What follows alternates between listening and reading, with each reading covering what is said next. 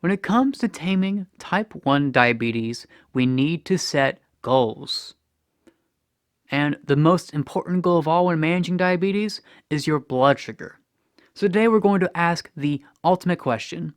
What should your blood sugar goals be? What should be your target range, your A1C? Now, your doctor might have told you that you can get an A1C of 7% and that can be good enough.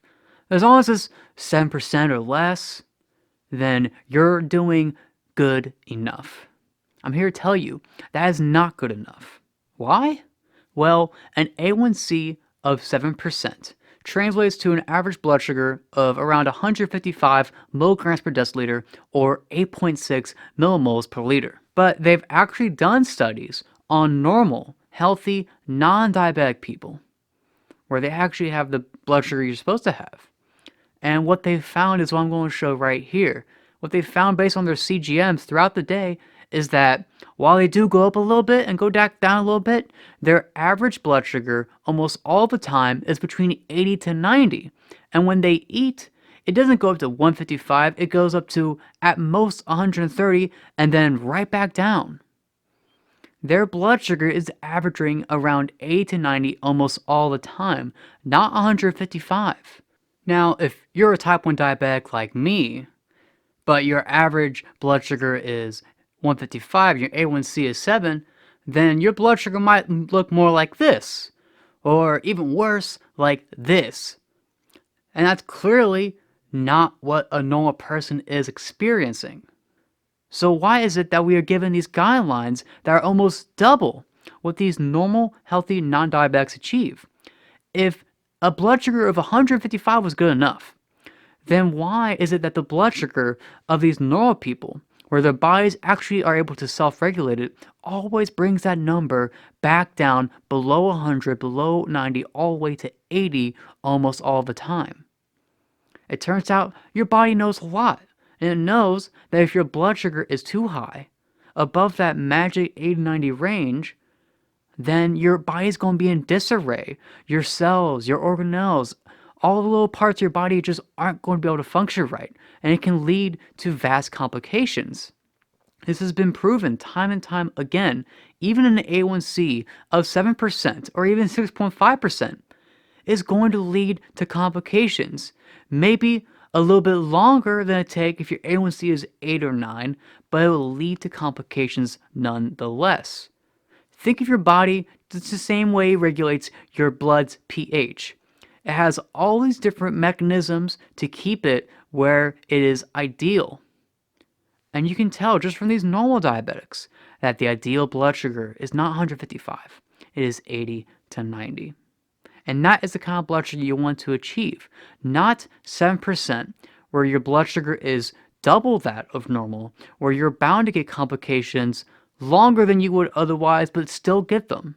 When you have your blood sugar that high, at that good enough 7%, at that 155 milligrams per deciliter, you're putting your body under a lot of stress and you're putting your body under a lot of terrible things.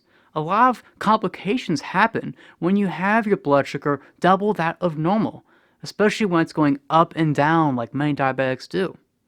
You can have blindness, kidney failure, a heart attack, brain damage, stunted growth, and all sorts of other issues. Nerve damage, you can lose your feet, you can lose the ability to even digest your food. There are so many terrible things that can happen if you don't manage your diabetes right. And if you have your A1C of 7%, all you're doing is delaying it. You're not getting rid of that risk. The best way to get rid of that risk is to have normal, non-diabetic blood sugars between 80 to 100 and an A1C of between 4.6 to 5. Not an A1C of 7, not even an A1C of 6.5.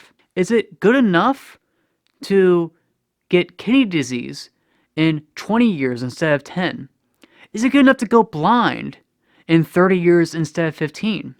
Is it good enough to die of a heart attack in 40 years instead of 20? No, it's not good enough either way. What's good enough, what you should strive for, is not diabetic blood sugars, but normal, healthy, non-diabetic blood sugars. The same blood sugars everyone else achieves, and that leaves them healthy, happy, and living a long life. You deserve that. You could deserve better, and you can achieve it.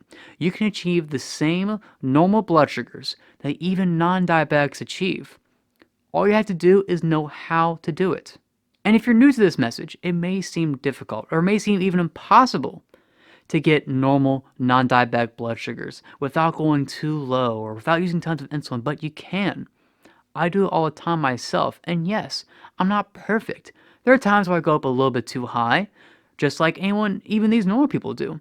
But the key is, just like with these normal people, I am not high for long. As you can see from that graph, they spike up to 130, but within an hour, they're back down to normal. And same thing with me. I see myself going up a little bit, but guess what? I get that back down quickly, and I'm in that 80 to 100 range almost all the time. Without tons of lows, without using tons of insulin, without going up and down day and night, you can achieve those same flat, normal blood sugars that those normal people, that those healthy people achieve. And you can live a long life. If you can achieve those normal blood sugars, you can achieve a normal risk of complications. And by normal, I mean almost zero. And you might even be able to reverse some of the complications you already have.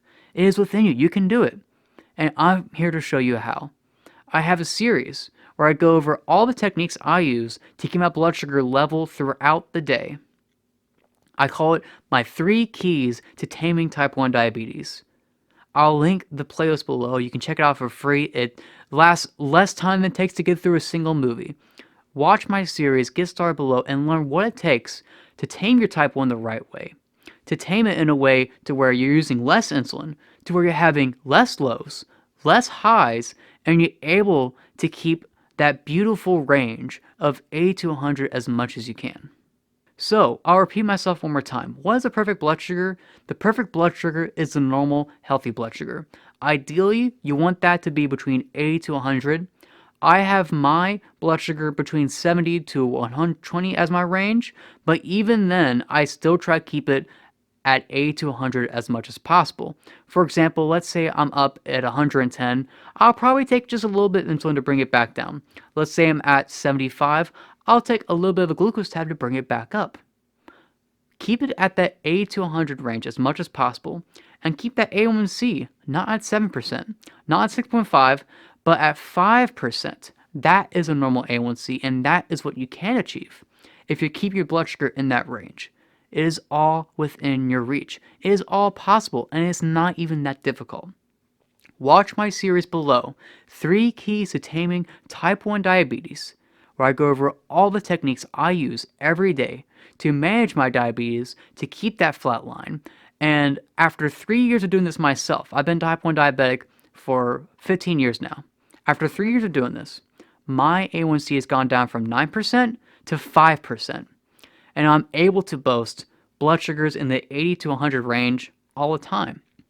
There are days where I have not a single blood sugar over 100. I haven't had a blood sugar over 200 in months, and I'm able to do it without much difficulty at all.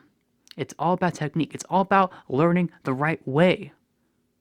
And in my series, 3 Keys to Taming Type 1 Diabetes, I go over all of that.